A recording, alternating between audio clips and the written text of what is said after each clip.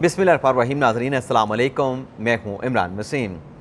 नाज़रीन, ख़बर यह है कि चेयरमैन तहरीक इंसाफ इमरान ख़ान ने जज हुमायूं दिलावर की अदालत में जो तोशाखाना केस में अपना सेक्शन 342 का बयान रिकॉर्ड करवाया था, अभी उस बयान की स्याही भी खुश्क नहीं हुई थी कि साबिक़ वज़ीर आज़म चेयरमैन तहरीक इंसाफ इमरान ख़ान ने अपने उस बयान से एक नहीं बल्कि एक साथ दो यू टर्न ले लिए हैं।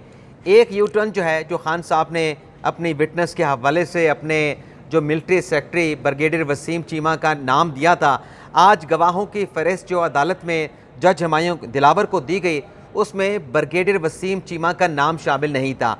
अब वसीम चीमा का नाम खान साहब ने गवाहों की विटनेस में क्यों नहीं दिया, गवाहों की फहरिस्त में क्यों नहीं दिया, एक तो ये डिटेल आपके साथ हम शेयर करेंगे कि खान साहब ने इस मामले पे जो उनके अपने डिफेंस के गवाह थे, जिस पर खान साहब खुद इन्हिसार कर रहे हैं कि मेरी गवाही मेरा मिलिट्री सेक्रेटरी, साबिक मिलिट्री सेक्रेटरी ब्रिगेडियर जो कि अब मेजर जनरल हो चुके हैं वसीम चीमा आके देगा, उससे खान साहब ने इनराफ क्यों किया है, उनका नाम गवाहों की फहरिस्त में क्यों शामिल नहीं किया। और दूसरा, खान साहब ने यू टर्न किस मामले पे लिया है अपने सेक्शन 342 के बयान के हवाले से, ये सारी तफसीलात आप नाज़रीन के साथ हम शेयर करने जा रहे हैं। लेकिन इससे पहले नाज़रीन, आज जो सुप्रीम कोर्ट ऑफ पाकिस्तान में सिविलियन के कोर्ट मार्शल के खिलाफ दायर की गई जो दरख्वास्तों पर समाअत हुई है, उसमें अदालत ने एक फ़ैसला भी सुनाया है फुल कोर्ट की तश्कील के हवाले से दायर की गई दरख्वास्त पर। और जो आज की समाअत रही, जिसमें ख़ास तौर पे जो सिविलियन 120 जिन्हें मिलिट्री की कस्टडी में ज़ेर हिरासत रखा गया है, उनको राइट ऑफ अपील देने के हवाले से क्या पेशरफ्त हुई है,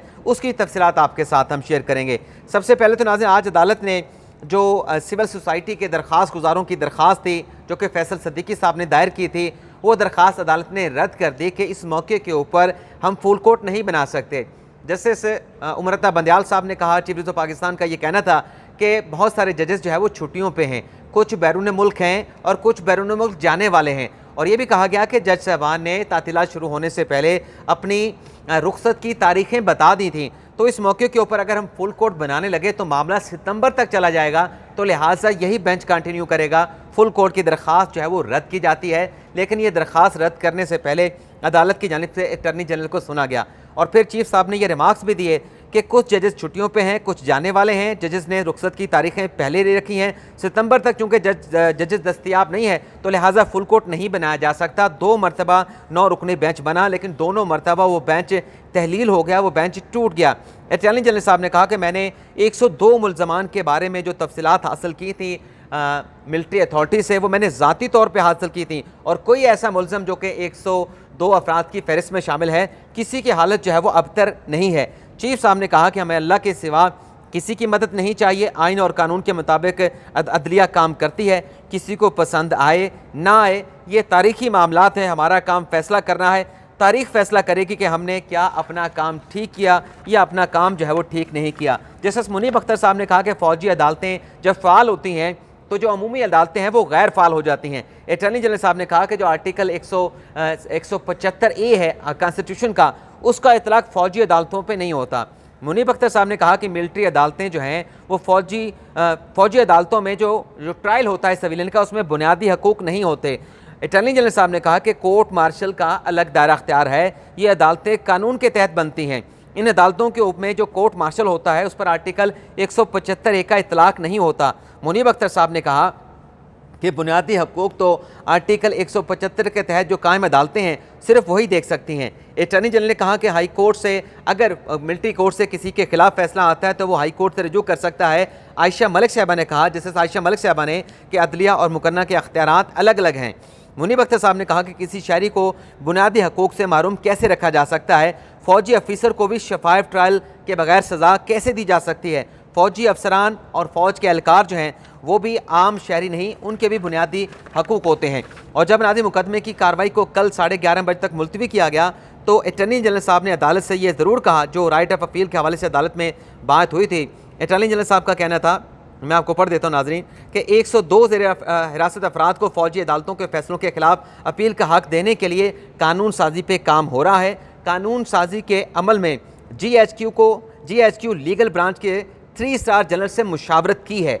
अटॉर्नी जनरल ने कहा कि अपील का हक़ देने के लिए कानून साजी के अमल में 4 कैटेगरीज़ को मद्देनज़र रखा जा रहा है, यानी आर्मी एक्ट में तरमीम के हवाले से 4 कैटेगरियाँ बनाई जा रही हैं राइट ऑफ अपील के हवाले से। पहले कैटेगरी में पाकिस्तान में गिरफ्तार गैर मुल्की अफराद की है, दूसरी कैटेगरी दहशत गर्दों, और तीसरी कैटेगरी जो है वो आम शहरियों से मुतल्लिक है, और चौथी जो कैटेगरी है वो 102 ज़ेर हिरासत अफराद से मुतल्लिक है, जिस पर गौर हो रहा है। 102 ज़ेर हिरासत अफराद को हाई कोर्ट में अपील का हक देने के हवाले से कानून साजी का अमल जारी और सारी है। ये अटॉर्नी जनरल साहब ने आज बयान दिया है और मुकदमे की कार्रवाई को कल तक मुलतवी कर दिया गया है। अब आ जाते हैं जो तोशा खाना की समाअत हुई है। नाज़रीन, तोशा खाना की समाअत में जाने से पहले आपको ये भी बता दें कि कल जज हुमायूं दिलावर साहब ने हुक्म दिया था कि गवाहन की फ़हरिस्त पेश करें।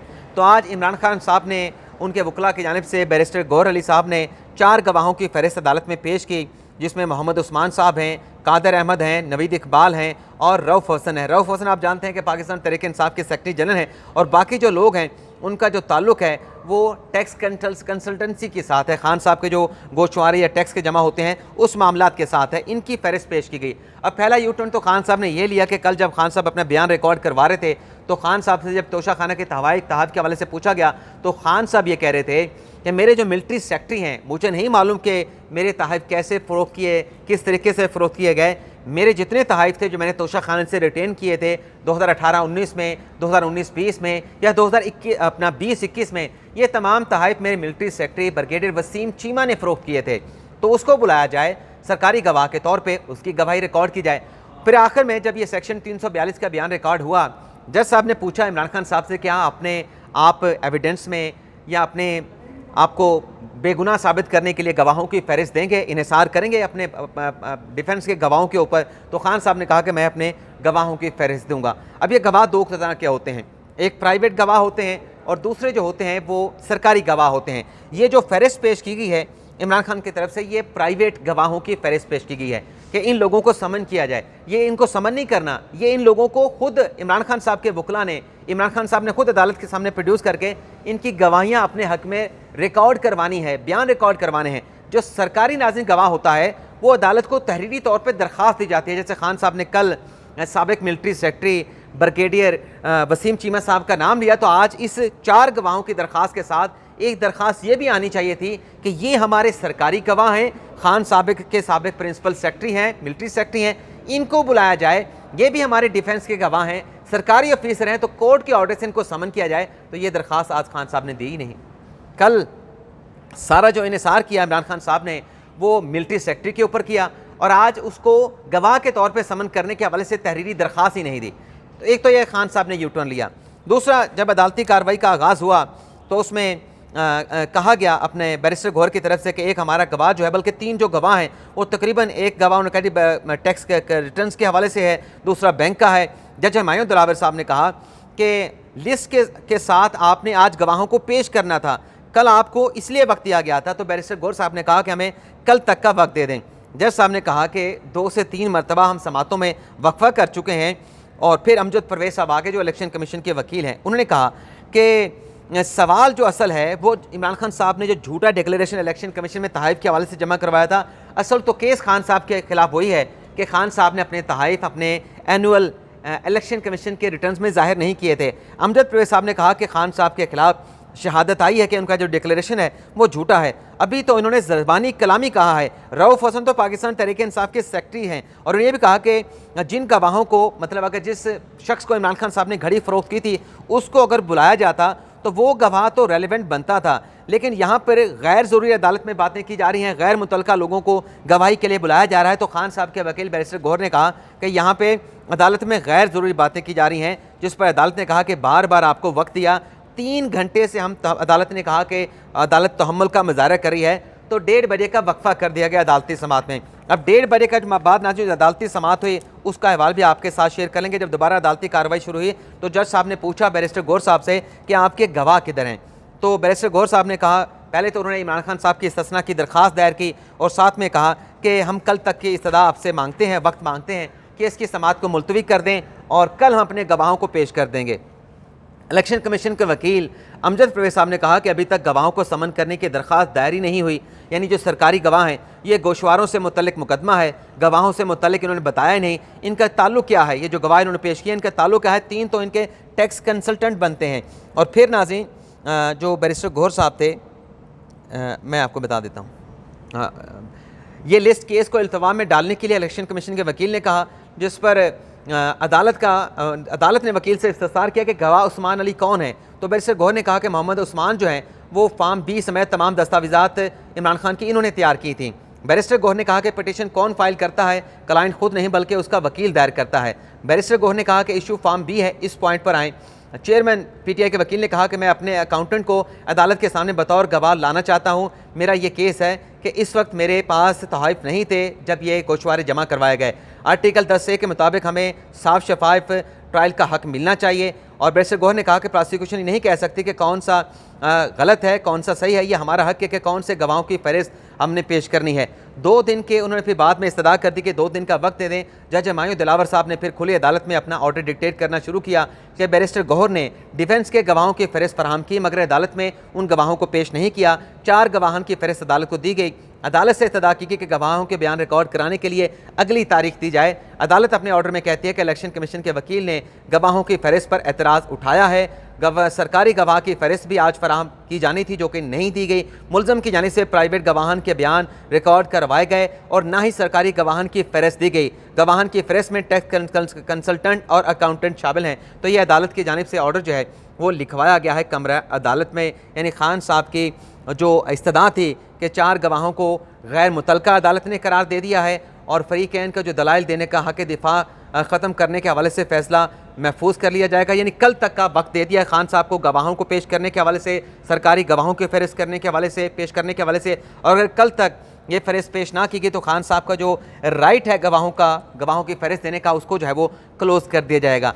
इसके अलावा नाज़रीन, अब ये क्यों अदालत में वक्त मांग रहे हैं? वक्त इसलिए मांगा जा रहा है कि कल इस्लामाबाद हाई कोर्ट में समाअत है। आप देखिएगा कि कल जब तोशा खाना केस में इस केस की समाअत हो रही होगी तो तोशा खाना के जज हुमायूं दिलावर साहब को कहा जाएगा कि चूंकि ख्वाजा हारिस साहब इस्लामाबाद हाई कोर्ट में है तो लिहाजा यहाँ पे अदालती समाअत में वक्फा कर दिया जाए और फिर उस मामले को लिंगर ऑन किया जाएगा। तो बज़ाहिर तो ऐसा यही लग रहा है कि जो सुप्रीम कोर्ट ने कह दिया है, जो सेक्शन 526 का हवाला दिया गया है कि ट्रायल कोर्ट के जुरिस्डिक्शन के खिलाफ अगर हाई कोर्ट में दरख्वास्त आ जाती है तो निचली अदालत जो है वो फाइनल फैसला नहीं कर सकते, लेकिन ट्रायल जारी रहेगा। तो इसी किस्म का फैसला कल इस्लामाबाद हाई कोर्ट से भी आ सकता है इमरान खान साहब की दरखास्तों के ऊपर। तो देखते हैं क्या होता है। इसके अलावा खान साहब ने जो अपने कल 300 सेक्शन 42 का बयान रिकॉर्ड कराया, उसका सवाल नंबर 12, जिसमें ये पूछा गया खान साहब से कि प्रोसिक्यूशन सबूत के साथ ये कह रही है कि आपने तस्लीम किया कि आपने जो 2018-19 में, 19-20 में या 20-21 में जो तोहफ़ लिए वो आपने रिटेन किए। इमरान खान साहब ने कहा कि बिल्कुल रिकॉर्ड की बात है, मैटर ऑफ फैक्ट है। ये खान साहब ने इस बात को तस्लीम किया। फिर खान साहब से ये भी पूछा गया कि क्या आपने इलेक्शन कमीशन में तहरीरी जवाब जमा करवाया था, उस पर भी खान साहब ने असबात में यानी फॉर्मेशन में जवाब दिया। और फिर 20वां जो सवाल था खान साहब का, जो कि अहम है, प्रोसिक्यूशन का इल्ज़ाम ये है, सवाल ये था कि प्रोसिक्यूशन का इल्ज़ाम ये है कि 2018-19 के तोहफ़ को आप डिक्लेयर करने में नाकाम हुए। इसका खान साहब ने जवाब दिया कि इसकी ज़रूरत नहीं थी, जो तोहफ़ मैंने रखे नहीं उनको डिक्लेयर क्यों करूँ। अब 20वें में खान साहब ये कह रहे हैं कि जो तोहफ़ थे उनको डिक्लेयर करने की ज़रूरत नहीं थी, कॉलम नहीं था, ये नहीं था। अब 22वें सवाल में आके खान साहब का जो जवाब है वो 20वें सवाल के साथ कंट्राडिक्ट कर जाता है। 22वां सवाल ये था कि प्रोसिक्यूशन का ये सबूत है आपके खिलाफ कि 5 जो तोहफ़ आपने ज़ाहिर करने थे वो आप उसे 2020-21 के गोशवारों में साबित करने में, ज़ाहिर करने में नाकाम हुए। ये तमाम तोहफ़ 2020-21 से मुतल्लिक आपको ज़ाहिर करने चाहिए थे। तो इस पर खान साहब ने कहा कि ये गलत है, ये तमाम तोहफ़ मैंने 2020-21 के रिटर्न्स में ज़ाहिर कर दिए थे। तो पहले जो 18-19 के हैं वो खान साहब कहते हैं ज़ाहिर नहीं करने थे, 19-20 के ज़ाहिर नहीं करने थे। लेकिन यहाँ पे आप खान साहब कह रहे हैं कि टुगेदर तमाम जो तोशाखाना के तोहफ़ थे वो मैंने 20-21 में जो है इलेक्शन कमीशन के रिटर्न्स में ज़ाहिर कर दिए थे। तो ये नाजरीन अब तक की समाअत का अहवाल। आपसे इजाज़त चाहते हैं। अल्लाह हाफ़िज़।